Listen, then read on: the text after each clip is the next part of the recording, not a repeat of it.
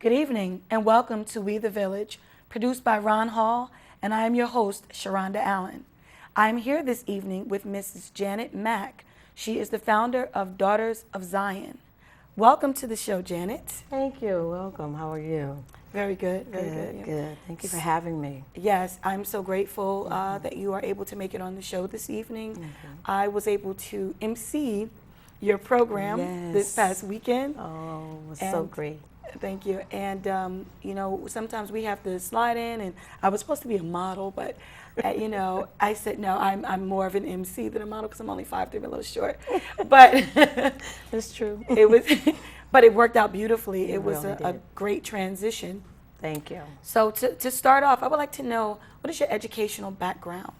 My background, I received a bachelor's degree in 2006, right, or 2005, I'm sorry, in business administration with an emphasis in marketing and sales. Been working in insurance sales for almost 20 years. Wow.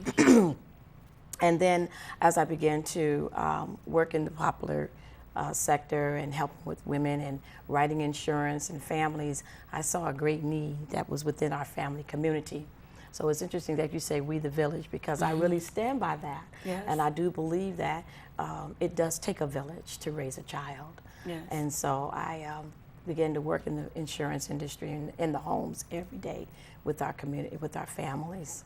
Right. So your main career planning and path was basically insurance. Yes, that's what started me. Right. And then I went ahead and obtained my master's degree in counseling while working down at the Atlanta Union Mission, since 2003 as a volunteer. Nice. And the work that we were doing with helping the women and helping them find jobs and doing interviews with them, mock interviews, if you will, and just helping them getting ready for the marketplace, helping them transform and change their lives, it made a big impression on my life. And it made me feel that I was doing something great in the community and helping them reestablish themselves. Yes, I love that. Because when we are able to empower others, there's an empowerment that we gain. Because if we have talent and we nurture talent, then that makes all of us better. Absolutely. We're just not on some pedestal by ourselves. Absolutely. So that's important, and I appreciate you for that work. Thank you. Yes. It's real gratifying, too. You find gratification when you see a young lady walk down the street and say, hey, I appreciate you helping me. You remember I was in that program? Yes. And many times you don't even remember. Sometimes. You're just in the trenches working with them, helping them Yes. get through the process and letting them know that they are cared for and loved. Yes. And that's a big impact that they have, is that they know that someone really cares. Absolutely. So now, can you just tell us, I know you have this career in insurance where you were able to really, go into homes and help people and hear their story and, risk management insurance. Yes. And with your education, business, writing insurance, actuarial science. Yes. What is your organization about? Okay. Yes. Well, our organization is about helping women who are in domestic violence. Yes. We're here as an organization, nonprofit organization, to stop and eradicate the growing epidemic of domestic violence in our community. Right.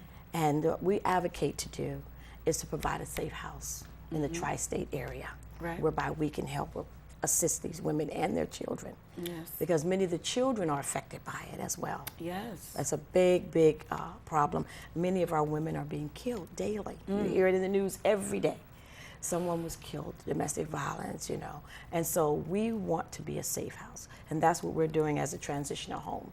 Those who are in shelters and programs that need a transition, some place to stay, some place that they can call home. And then once they're in the home, we try to help them through the process of, being independent. Right. So tell me, when was this nonprofit started? Oh boy, I've been at this a little while. Okay. In all the years that I worked in the insurance industry, as I mentioned, we launched the Daughters of Zion in 2006, actually July of 2006. Right. And we started going in. I was actually working with the transitional phase with the Atlanta Union Mission called My Sister's House in Atlanta, Georgia. Okay. And so we would help the women transition. We'd get them in an apartment. We'd go to different organizations who donated all kinds of services, from clothing, shoes for their children. We helped them get their kids in school. And it was a real strong community effort. And I just enjoyed seeing them being able to have their own home. Nice. And that's what inspired me to take it further, you know, even in my counseling, as I was working as a counselor in the community, being able to just be that linkage, that resource person, that go-to person. They would always call me, Miss Mack, we're having this problem, we need this amount of funds, or we need assistance. And I began to start working in the community like that, just as a volunteer. Yes, just as a volunteer. Beautiful. I had to love to help God's people. That is beautiful. And we all have a calling. We all have our mission. Mine is the children, the education. I love the kids. And you seek to give support to battered women and with bringing more awareness. And I don't know if it's a new problem or if it's that people are just paying more attention to it and actually trying to help people a little bit more, because you know, in this patriarchal society that we live in, you know, we have a problem where women are supposed to be quiet about abuse, whether it's abuse at home or abuse at work. You know, because in church, we have everywhere. This thing with this Weinstein guy. You know, all these women are coming out of the woodworks, and so many women, you know, have been victims, and we're all putting Me Too on our timeline. Exactly. If someone has approached you, and when I complained about it, I was attacked. I was retaliated against. Yes. But I stayed strong, and I stuck through. But you know, it's something that sometimes we have to learn how to swallow so we can move forward. Yes. And it's sad because in our society, it's like, oh, be quiet, you like that, and it's like, are you serious? Right. It's insane. Yes, it is. And so when we look at the domestic abuse at home, we got to understand that sometimes these domestic abusers, they come to work and abuse women too. Oh, yes. Oh, most definitely. So there is definitely a connection and a correlation. Oh, yes, without a doubt, without a doubt. And I think what's great right now is that it's being exposed, that people are coming forward. Right. So hopefully we can make a change and an impact on that. And you asked the question, is this something new? No, this has been happening for a long time. Yes. But it's something that's been kept silent. Yes. Because back in the 40s and 50s, then women didn't have the rights that they have now. No. Women didn't have the exposure that they have today. And women were not as visible in the workforce, in the corporate structure, as you see now in our communities and in our corporate structure. Yes. So now that women are becoming more visible, then we began to say silent no more. Right. And we took a stand. Right. And myself being a 2-time survivor of domestic abuse. Wow. I took a stance and I said no more. Right. And so I like to share and inspire women to take a stance that they are somebody. Yes. I like to reference the Psalms 139. We are fearfully and wonderfully made. I had to make that declaration every day in order for me to get through the process, because it brought shame, it brought, you know, low self-esteem. That's what it's all designed to do. Yes. And this is why the Daughters of Zion Transitional Housing, Inc. was founded, to help restore those women, rebuild the lives, the waste places that we go and hide and we shelter ourselves. Right. So no longer silence, no more. No longer will we be silent. Yes, and that goes to my next question. What inspired you to start the Daughters of Zion Incorporated? Based on my own personal experience. Based on my own personal experience. And I'll keep the names out to protect the innocent. Yes. However, the circumstances still remain the same. And it was no one but God. I have to give him the glory. I have to give him the honor, because the Holy Spirit came and showed me the way out. Many of us don't know how to get out. And this is why we stay. We don't have resources. We don't have funds. Sometimes we're stripped of our social environment, our friends, our family members. They shy away. It's design. They're exactly right. And so once you become dependent, you don't know where to turn to. You know, and they say, well, why are you accepting this? We're not. It's a cycle that goes on emotionally, psychologically. Yes. And we have information and tools to help our women to recognize. And this is why we're coming out. This is why we're saying silent no more. We want to let the people in the community know, what are the signs? What do we look for? How do we know if this man grabs this woman up by the arm in public, or if he slaps her, which happened to one of the residents in the home. He would beat her out in public to bring that open shame so that she would be so intimidated and threatened she would not speak out. That's awful. She And would I not think speak out. one of the first signs is isolation. Don't let anyone ever isolate you from your Absolutely. family and friends. Yes. And, you know, I think young girls need to learn this. It's very important because they start in high school. I was very disturbed You're in with this education. situation. A boy was an athlete, and he was abusing his girlfriend, and the friends stepped in, and I supported them. And I'm like, wait a minute. That's right. And he didn't get in trouble because he was a star athlete. Exactly. And the girls were chastised by some other adults. I was livid. Yes, I was I disgusted. bet you were. I was disturbed. And they retaliated against me, and they tried to come for me after that. Yes, they will. And I thought that was disturbing. Yes, they will. And we should not promote those things, especially with the children. No. Especially, I don't care how well you play basketball. That's That is right. not okay. That's not okay. You It's know, not acceptable. it's Ever. not. For So- anyone. And a lot of times it trickles down to once they start battering the woman, Mm-hmm. they will then batter the children to use that power and control over the mother. Because what is our desire? Our desire, we love our children. We don't want any harm to come to our children. No. So for someone whom we say we love to then say, I'm going to take your child and do these horrific things that they do to them, it makes the woman step back and say, please don't harm my baby. I'll do what you say. And we submit. Well, see, I have this problem where I'm a bit of a pygmy Amazon warrior, Okay. and I do not Awesome. submit. Yes. And I try to avoid those types of situations because I want to stay on the right side of the law, amen. Amen. Amen. Oh, Okay. yes. Oh, yes. Many of So- our women are incarcerated today Right. because they were pushed to the edge. Right, and we have to learn tactics. We take personal defense. You know, I Absolutely. took personal defense in undergrad. Sure. And I know how to get somebody off of me real good. better and know it. Put them in a chicken wing, put them in a pretzel, you know.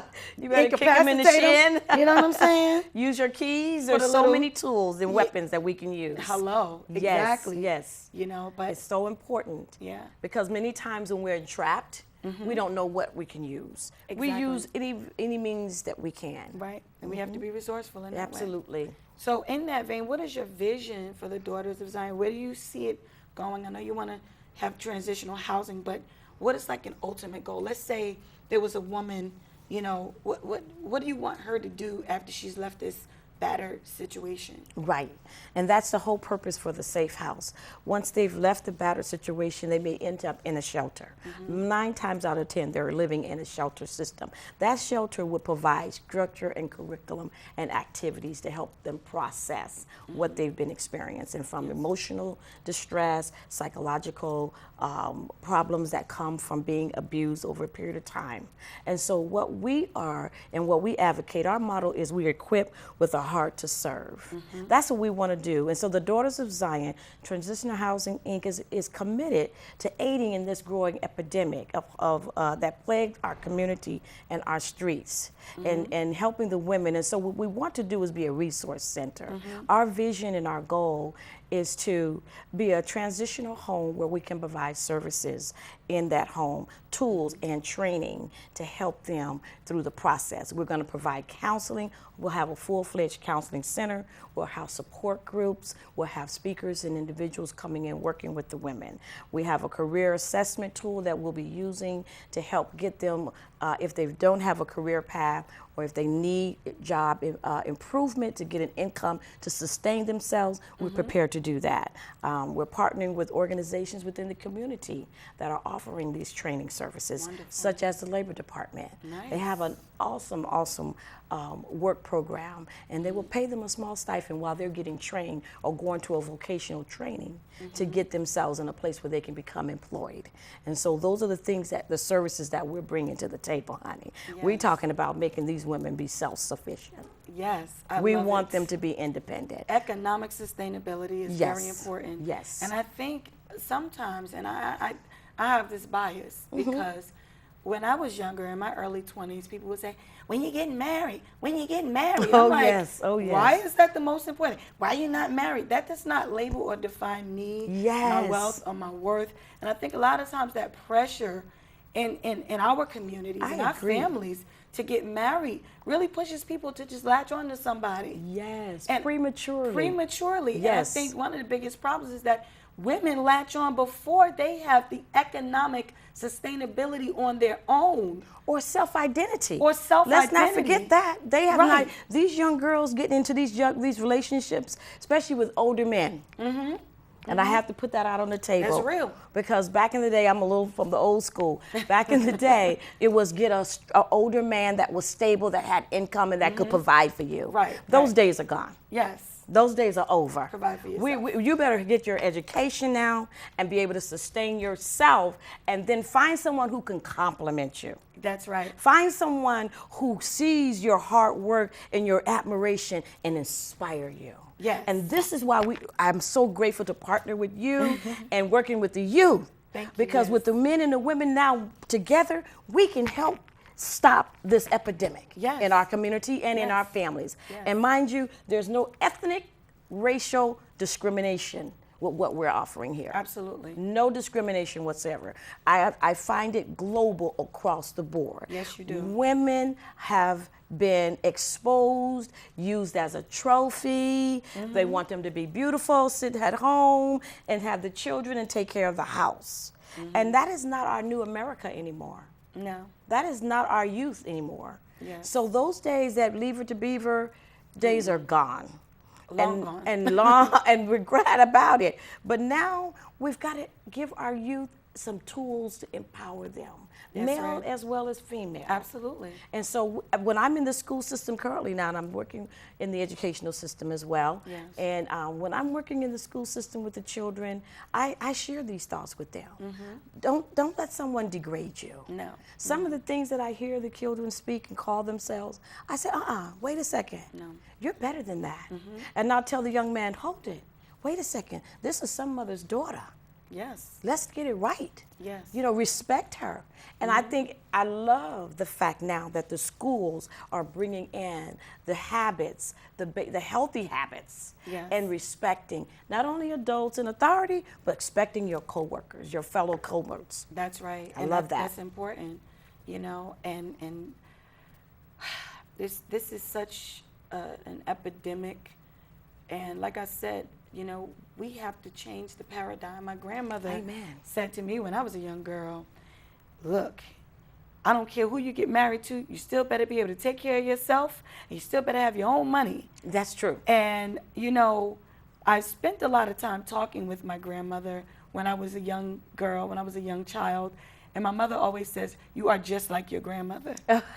I really am Mary that's a Allen's compliment. descendant. It is a compliment because I love her. She's Amen. a wonderful, feisty, 89-year-old, Amen. brilliant, educated woman. She's on Facebook. You see? Yes, and she is Wonderful.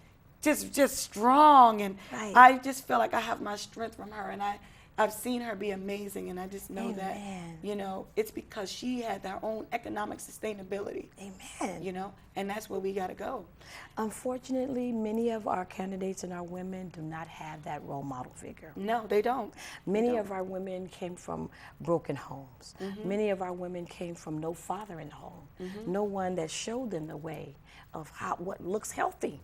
We don't see that. We don't know what it looks like. No. And consequently, we latch on to what we think is love, what we think is someone who cares for us, because we're automatically built in to be nurturers and lovers and to give.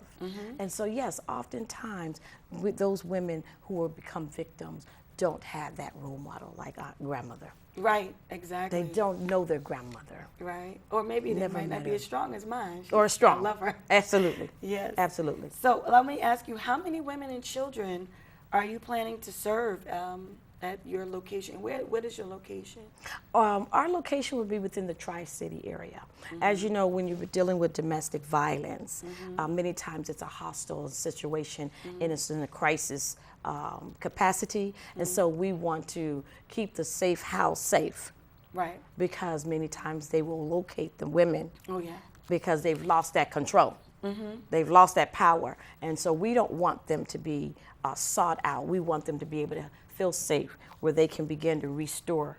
So it would be within the Tri-City area. Right. These are homes that we actually are purchasing. Daughters of Zion are working with investors in the community to purchase homes. We want to put them in a home so that they can feel comfortable as if they were in their own home. Right. And then the programs and the curriculum, we have what is called the 5-phase model that these women will go through. It's a strategic plan. And I love what you were speaking about earlier about having a plan written out. Oh, yes. Oh my I'm God. a planner. And I saw that, and I love that. And not everybody has that gift. That's a gift. I have to say. Yes, it is. Everyone doesn't, and I have to surrender and say I don't have that gift as well. But I do take the time to set out goals and plan and write things down. But we must have a strategic plan. Yes. And so the 5-phase model is our strategic plan, Yes. and how to move these women from the crisis, from the stages of insecurity to the phase of independence, encouragement, and confidence. I love it. So we cover them from the holistic perspective. Yes. That 5-phase model provides them safe housing to live in while they go through the cycle. This the 5 phases. And so far, the women come out, those that I work with in Georgia and when we were working in Atlanta, they were just remarkable results coming forth. You know, so we're looking forward to opening the house here in New Jersey, and we would have somewhere between 12 to 25 women. Oh, that's wonderful. Yes, we're looking at mansions. We want to do this thing big. This is going to go global. You know, so once we get one city up and running, then we're going to continue to move. That was the total vision, to see this as an international ministry. Everywhere in their communities should be a safe house. I love that. I love that goal.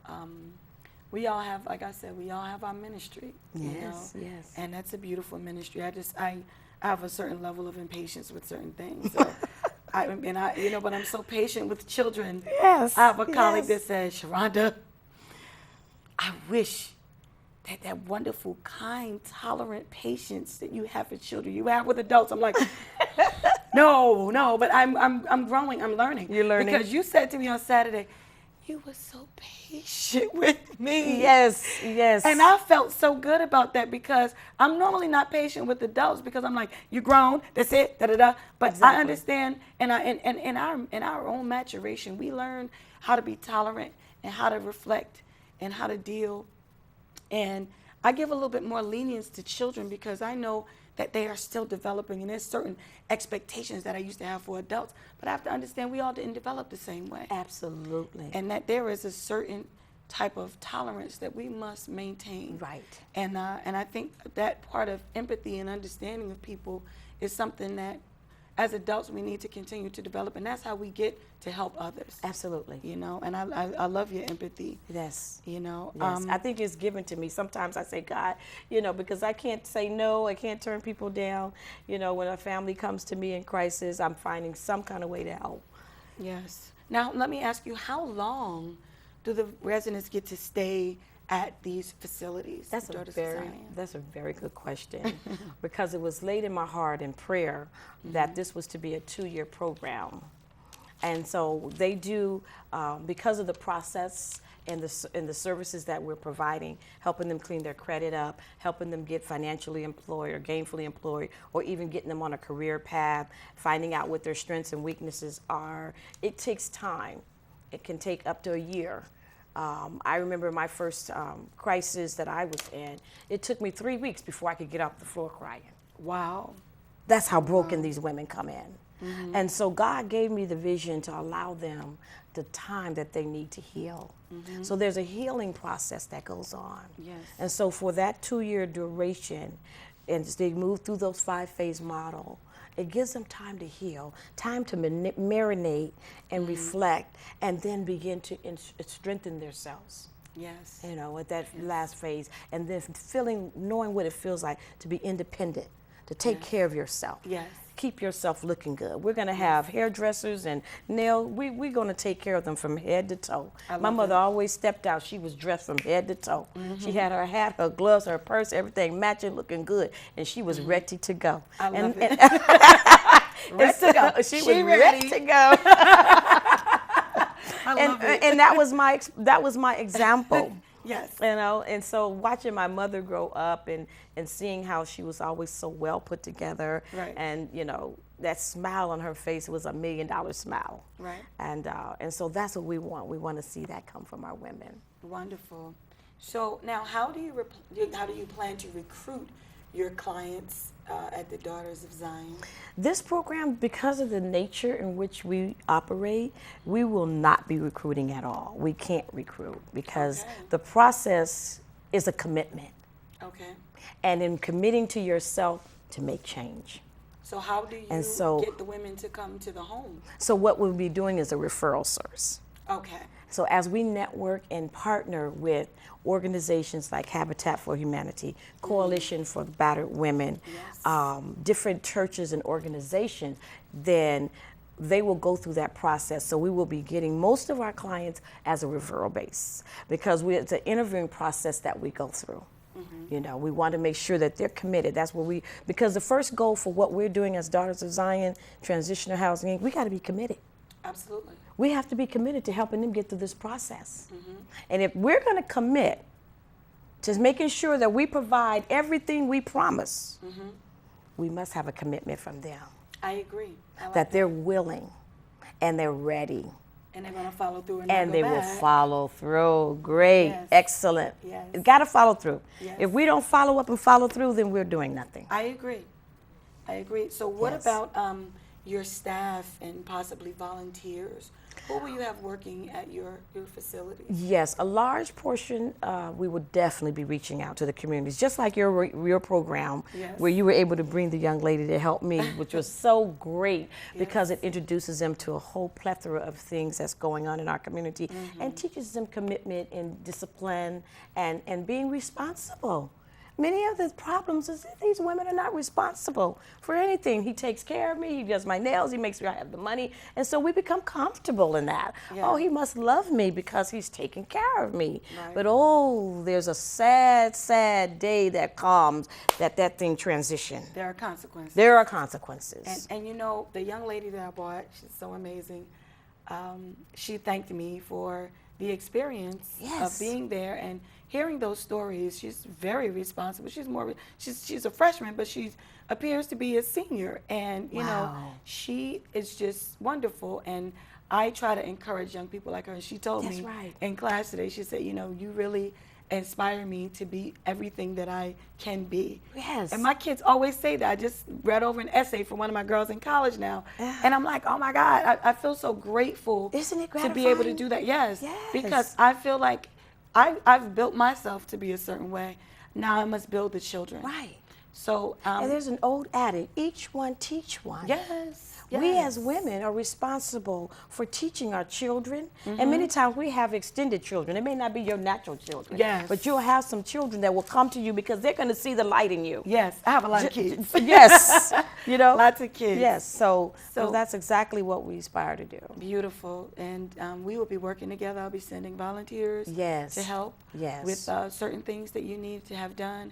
And in closing, are there any closing remarks that you want to offer to our viewers? Yes, we are definitely seeking volunteers, mm-hmm. and we're seeking corporate sponsors. Oh, yes. This vision and this mission is going to take funding.